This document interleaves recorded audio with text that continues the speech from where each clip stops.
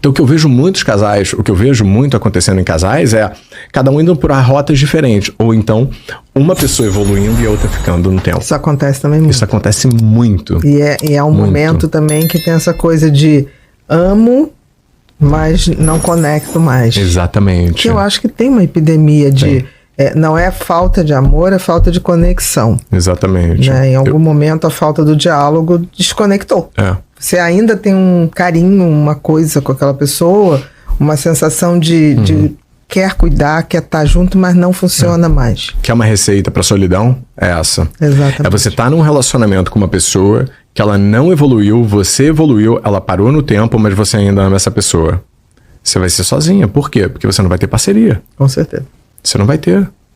E aí fica difícil. E aí fica bem difícil. Fica muito difícil. A infelicidade, ela se torna uma sentença pro resto da vida. Com certeza. Aí é o cardápio do dia. Né? E por que a gente não tem tanta dificuldade de se separar quando a gente não tá mais feliz, né? Impressionante. Eu demorei 1 ano e meio para me separar. Né? Obviamente, a gente tem uma crença religiosa, né? Dentro da gente de que se separar é errado. Mas é muito conflituoso, porque é errado até que ponto? Será que eu devo ser infeliz pelo resto da minha vida? Porque é onde está escrito que tá, né? É justamente essa crença que foi passada. Mas eu acho que a dificuldade, Thomas, não é exatamente tomar a decisão. A dificuldade é você saber, você constatar, mas não consegue mais dialogar.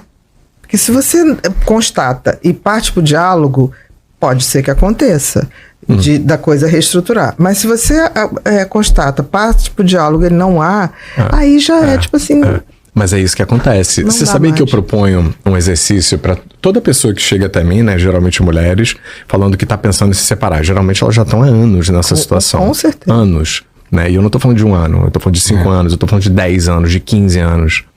E eu falo assim, você tem medo de se arrepender, né, da sua decisão? Ela falou, tenho. Então vamos tentar minimizar esse medo de arrependimento. Eu vou te propor algo. Faz uma lista agora aqui comigo de tudo que você gostaria que mudasse no seu parceiro, né? Comportamentos e tal. Ela faz a lista.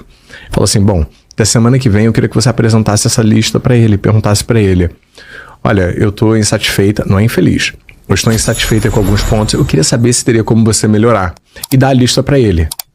E ver a reação dele em receber aquilo. Mas toda relação, ela é uma via de mão dupla. Você vai perguntar pra ele. Eu queria que você fizesse a sua lista. A mesma coisa. Exatamente. Do que você tem ficado insatisfeito comigo, para eu ver se eu gostaria de mudar. Canal Motivamente. Inscreva-se, curta e compartilhe.